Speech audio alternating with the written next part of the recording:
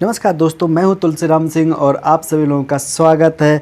आज हम हिंदू विधि भाग 10 पढ़ेंगे, यानी कि हिंदू लॉ पार्ट 10 पढ़ेंगे, जिसमें हम जानेंगे विवाह विच्छेद यानी कि डाइवोर्स के बाद पुनः विवाह कब किया जा सकता है और हिंदू विवाह अधिनियम के अंतर्गत दंड के क्या प्रावधान दिए गए, इन सब के बारे में बात करेंगे। तो वीडियो के लास्ट तक बने रहिएगा क्योंकि वीडियो बहुत ही इंटरेस्टिंग होने वाली है। तो वीडियो शुरू करते हैं। एक्चुअली हम हिंदू विवाह अधिनियम की बात करते हैं। 1955 में तलाक की संपूर्ण व्यवस्था की गई है।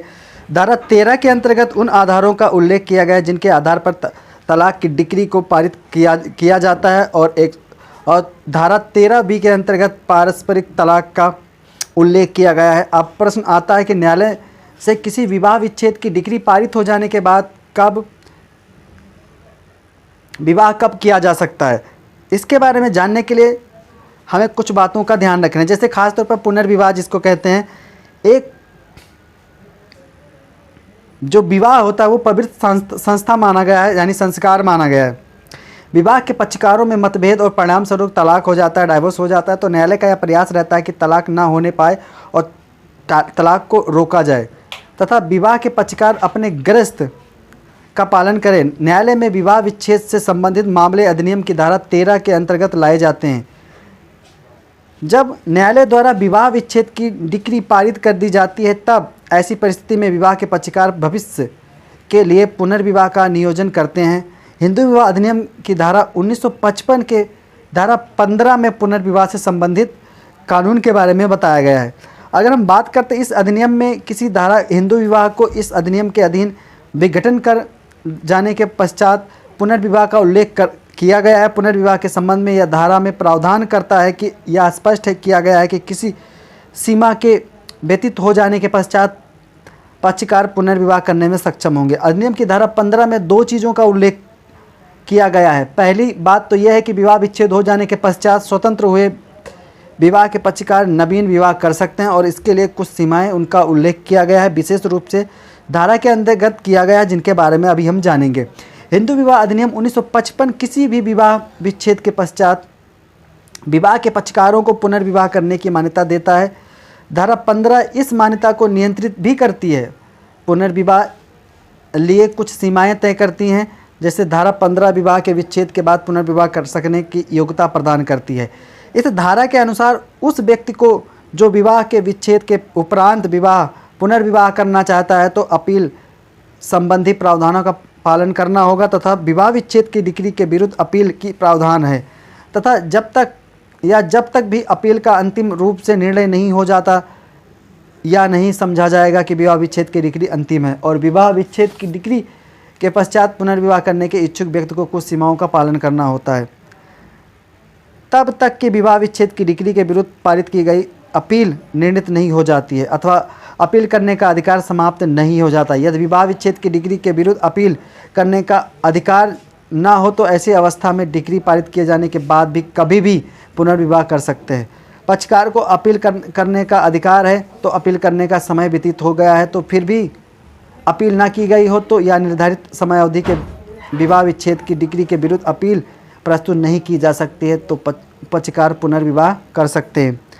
यदि अपील प्रस्तुत की गई है तो अंतिम रूप से खारिज या निरस्त कर दी गई हो तो विवाह के पक्षकार पुनर्विवाह कर सकते हैं। अनुराग मित्तल बनाम मिसेस शैली Mishra Mittal AIR 2018 supreme court के 3983 केस नंबर 3983 के प्रकरण में ये कहा गया था कि यदि विवाह के पक्षकारों में विवाह के विच्छेद की डिक्री पारित हो जाने के समय आपस में यह समझौता कर लिया कि वह प्रकरण को आगे नहीं ले जाएंगे तो कोई अपील की कार्रवाई नहीं करेगा। ऐसी परिस्थिति में धारा 15 के प्रावधान विवाह के पक्षकारों पर लागू नहीं होगा तथा विवाह के पक्षकार विवाह विच्छेद की डिक्री पारित होने की बाद ही पुनर्विवाह करने की अधिकारी होंगे।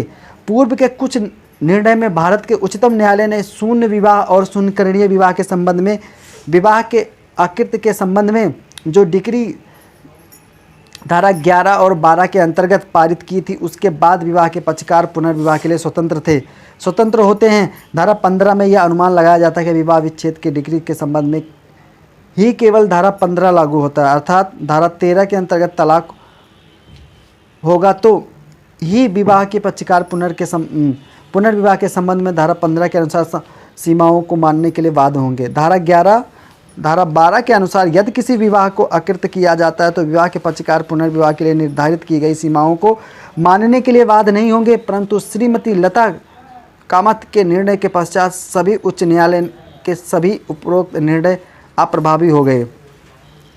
पक्षकारों के मध्य विवाह के विच्छेद हो जाता है तथा उनके वैवाहिक संबंध अकृत घोषित कर दिया जाता है और उस दशा में उन्हें धारा 15 में उपस्थित प्रावधानों से वाद माना जाएगा। यदि किसी विवाह को शून्य भी घोषित कर दिया जाए तो भी धारा 15 में जो सीमाएं दी गई हैं उनसे वाद होना ही पड़ेगा, भले ही डिक्री 11 और 12 के अंतर्गत पारित की जाए। धारा 15 के निर्बंधन मानने होंगे।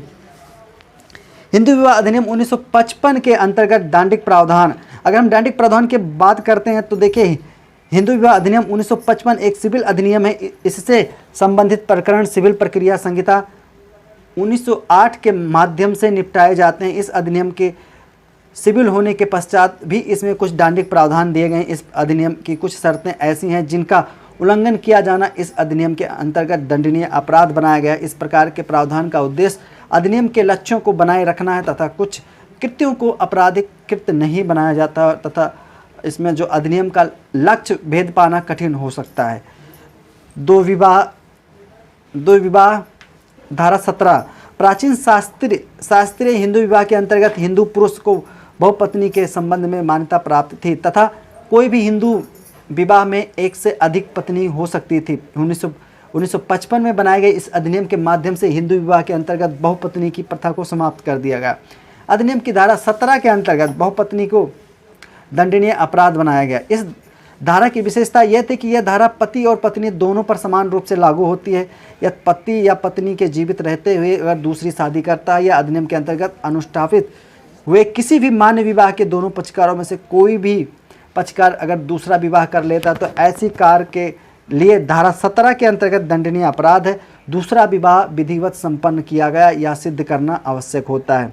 इस धारा के अनुसार पति या पत्नी यदि प्रथम विवाह की विधि मान्यता की अवस्था में दूसरा विवाह संपन्न करते हैं तो दूसरा विवाह शून्य होता है, क्योंकि दूसरा विवाह धारा 5 के अंतर्गत शून्य है और शून्य के कारण भारतीय दंड संहिता की धारा 494 के दंड से बचाव नहीं किया जा सकता है। या सिद्ध हो जाता है कि पति पत्नी के प्रथम विवाह के विद्यमान रहते हुए दूसरी विवाह या विधि अनुसार रीति रिवाज के अनुसार दूसरा विवाह अगर किया जाता है तो दोषी पति या पत्नी को धारा 494 भारतीय दंड संहिता के अंतर्गत दंडित किया जाएगा। भारतीय दंड संहिता 1860 की धारा 494 द्वारा विवाह करने पर 7 वर्ष की सजा का कारावास की सजा का प्रावधान है। वैवाहिक अपराध के संबंध में भारतीय दंड संहिता की धारा 494, 495, 496 और 497 और 498 तक प्रावधान है। नागलिंगम बनाम शिवगामी AIR 2001 उच्चतम न्यायालय ने 3576 के प्रकरण में भारत के उच्चतम न्यायालय में ने यह निर्धारित किया था कि बिना सप्तपदी का अनुष्ठान यानी 7वें फेरे लिए बिना विवाह वैध नहीं समझा जाएगा। अभी जल्द में हाई कोर्ट का भी निर्णय आया था जिसमें कहा गया था कि अगर जब तक 7 फेरे नहीं लेंगे विवाह को वैलिड नहीं माना जाएगा। इस प्रकरण में अपीलार्थी और अभियुक्त ने उनकी दूसरी कथित पत्नी तमिलनाडु राज्य की निवासी थी और उन्होंने तिरुपति बालाजी के मंदिर में जाकर विवाह संपन्न कर लिया। उच्चतम न्यायालय ने यह पाया कि तमिलनाडु राज्य में धारा 7 के द्वारा हिंदू विवाह अधिनियम में संशोधन किया गया था, जिसके अंतर्गत थिरुमंगलम को पति द्वारा वधू के गर्दन के चारों ओर लपेटा गया और उसके पश्चात उन दोनों ने आपस में माला का आदान प्रदान किया तथा वधू के पिता ने कन्यादान अग्नि देवी को साक्षी मानते हुए किया। इस प्रकार धारा 7 के अधीन जो तमिलनाडु राज्य में लागू व विधि पूर्वक अनुष्ठापित किया गया। यह कहना सप्तपदी का अनुष्ठान नहीं किया गया तथा तमिलनाडु राज्य के विधिवत सम्मत विवाह हेतु आवश्यक नहीं था। इस कारण अपीलार्थी अभियुक्त को धारा 494 भारतीय दंड संहिता की धारा दोषी पाएगा, जिसके तहत उसको 7 साल की सजा सुनाई गई। अगला जजमेंट हम पढ़ेंगे कमला कुमारी बनाम मोहनलाल 1984 के प्रकरण में कहा गया था कि धारा 17 के संवैधानिकता को चुनौती दी गई थी, परंतु इलाहाबाद उच्च न्यायालय ने यह माना कि धारा 17 किसी भी तरह से संविधान के किसी भी अनुच्छेद का उल्लंघन नहीं करता है और धारा 17 पूर्ण रूप से संवैधानिक धारा है। आगे हम पढ़े देखते हैं तो निर्धारित की गई आयु का उल्लंघन करने पर दंड धारा 18(1) में दिया गया। हिंदू विवाह अधिनियम 1955 की धारा 18 के अंतर्गत अपराधों का उल्लेख किया गया है जिनके अंतर्गत दंड के प्रावधान रखे गए हैं। यदि कोई हिंदू विवाह निर्धारित की गई आयु से, जो अभी वर के लिए 21 वर्ष की आयु, वधु के लिए 18 वर्ष की है, बट इसमें चेंजेस आ चुका है। आप सभी दर्शकों को बताना चाहूँगा 2023 में चेंजेस ये आया। अब सबकी जो एज होगी, चाहे पुरुष हो या महिला हो, उन सब की जो एज होगी वो 21 होगी। 18-21 का जो पहले था अब नहीं है। अगर इनका उल्लंघन कोई करता है तो ये दंडनीय अपराध है। इस धारा के अंतर्गत न्यूनतम आयु का उल्लंघन करके विवाह किया गया है तो यदि विवाह पहले ही शून्य हो परंतु वर्तमान धारा के अंतर्गत ऐसे उल्लंघन के परिणाम स्वरूप दंड का भुगतान भी होगा। इस उपबंध के अधीन दोषी व्यक्ति को 15 दिवस तक कारावास और 1000 रुपये तक का राशि का जुर्माना अथवा दोनों से दंडित किया जा सकता है। बाल विवाह निरोध अधिनियम की धारा 3 के अंतर्गत इसी के समान दंड का प्रावधान किया गया है। यह अधिनियम समस्त भारत के सभी समुदायों पर लागू होता है। इस अधिनियम के लागू होने के बाद कोई भी समुदाय इस अधिनियम के अंतर्गत निर्धारित की गई आयु का उल्लंघन करके अपनी किसी भी रूढ़ि या प्रथा के अनुसार विवाह को अनुष्ठापित नहीं कर सकता है। प्रसिद्धि नातेदारी, सपिंडी नातेदारी और अंतर्गत होने वाले विवाह के लिए दंड।